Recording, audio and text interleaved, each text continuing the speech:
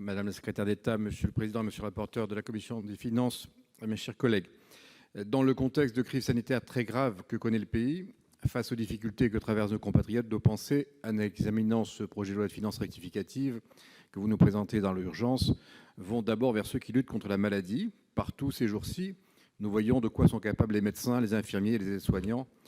Au nom de l'ensemble des membres du groupe de l'Union centriste, je tiens à faire part de notre admiration et à leur adresser à toutes et à tous nos remerciements les plus chaleureux. Nos pensées accompagnent également les policiers, les gendarmes et tous ceux qui font fonctionner les services publics, comme les salariés dans les secteurs qui demeurent actifs dans notre économie, en particulier les filières d'approvisionnement. C'est dire que le Sénat dans son ensemble et le groupe Union centriste en particulier abordent ce PLFR avec un esprit de responsabilité.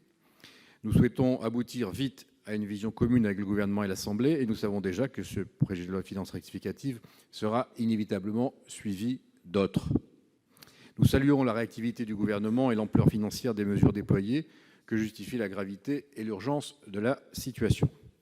Afin d'amortir au mieux le choc économique et financier généré par l'épidémie de coronavirus, choc dont on peine à mesurer toute l'étendue, l'État doit déployer sans tarder l'artillerie lourde, faite d'une palette diversifiée de mesures, qui vise à ne laisser aucune entreprise ni aucun particulier au bord du chemin. Le défi est gigantesque par son ampleur. Nous devons parvenir à ne pas gripper les filières d'approvisionnement, sauvegarder les compétences et les savoir-faire, d'où le chômage partiel, maintenir la capacité productive et le tissu économique, mais aussi, parallèlement, veiller à la solidité financière de l'État. Cette double exigence, faire face aux effets de la crise sanitaire et en même temps préserver la solidité financière de l'État, constitue un immense défi. Il ne faut pas qu'une crise financière propre à l'État aggrave encore les difficultés du pays. De ce point de vue, le niveau des taux d'intérêt et la capacité à financer notre dette lors de chaque émission doivent rester des marqueurs. Il faut d'abord faire face aux difficultés nées de la crise sanitaire que nous traversons. Cela a été dit, les 45 milliards d'euros du plan de sauvetage à effet immédiat permettront de financer tout à la fois le report des charges fiscales et sociales des entreprises, le renforcement du dispositif de chômage partiel, le paiement d'indemnités journalières, ainsi que le fonds d'indemnisation aux indépendants et commerçants. De la même manière, la garantie des prêts bancaires accordés aux entreprises à hauteur de 300 milliards d'euros doit permettre aux banques d'octroyer facilement des prêts aux entreprises qui se trouveront ou se trouveraient déjà en difficulté. La conséquence de ces mesures et de celles qui inévitablement suivront, c'est une dégradation lourde mais inévitable de nos finances publiques. Cette dégradation est sans doute sous-évaluée à ce stade, mais comment faire autrement ? Mécaniquement, les nouvelles prévisions budgétaires pour 2020 se dégradent. Le déficit budgétaire qui se détériorerait de 15,4 milliards d'euros est ainsi revu à 108,5 milliards pour la fin de l'année. C'est là, monsieur le ministre, une estimation qui nous paraît quelque peu optimiste. Le niveau du déficit serait alors sensiblement équivalent à celui qui avait déjà été retenu par le ministère des Finances à la fin de l'année 2018, dans le sillage de l'annonce des mesures destinées à répondre à la crise des gilets jaunes.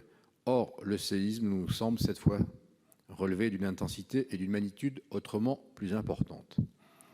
La baisse à hauteur de 10,7 milliards d'euros des recettes fiscales, supportée aux 2 tiers par l'impôt sur les sociétés, est parfaitement intelligible. En revanche, peut-on assurer raisonnablement, comme le suggère l'exposé général des motifs du présent PLFR, que la hausse des dépenses du budget général de l'État sera à peine supérieure à 6 milliards d'euros ? Pour indispensable qu'il soit, les crédits immédiatement débloqués pour freiner la propagation du coronavirus appelleront de nombreuses autres dépenses à la chaîne, pour l'heure peu prises en compte. D'après certains conjoncturistes, et sur la base d'un scénario conventionnel calqué sur le scénario de sortie de crise postérieur à 2008, notre ratio de déficit public pourrait durablement franchir la barre des 4%, voire celle des 5%, celui de l'endettement dépassant même la barre de 115% du PIB, il est vrai, à l'horizon 2024. Encore un tel scénario repose-t-il sur une stabilisation du déficit structurel à son niveau de 2019. Si maintenant nous essayons de nous projeter dans cet avenir incertain, il apparaît inévitable qu'un plan de relance succède, lorsque le virus sera moins actif, à ce plan de sauvetage. Nous pouvons nous féliciter que les mécanismes européens permettent de dépasser l'horizon des 3%. Sans doute y a-t-il, dans la définition de politique commune à l'échelle européenne, des voies de solutions pour l'avenir. Les initiatives prises vont dans le bon sens. Il faudra tirer, le moment venu, les leçons de cette crise terrible. Bien sûr, financer plus et mieux le régalien, au premier rang duquel la santé. Bien sûr, tirer les leçons de l'interdépendance mondiale, mais ne pas oublier que la solidité financière du pays passe par des mesures de meilleure gestion de l'État et de redéfinition de son volume que, sur ces bancs, nous avons inlassablement porté. Nous sommes nombreux à avoir alerté et à avoir dit qu'en cas de crise subite, les marges de manœuvre financières manqueraient. Nous y sommes. La crise du coronavirus doit nous inviter à revoir nos priorités et engager enfin structurellement la réforme de notre appareil d'État maintes fois différée. La lucidité doit être le premier de nos courages.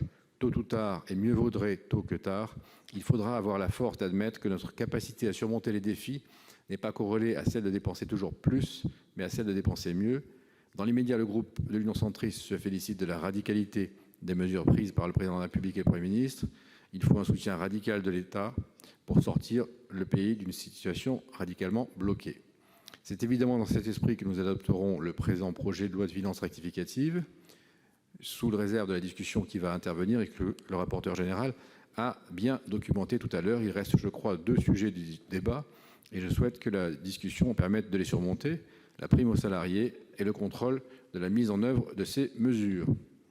Vous nous trouverez toujours à vos côtés pour surmonter avec nos compatriotes la crise sanitaire et, par ricochet, la crise économique et financière que la France affronte.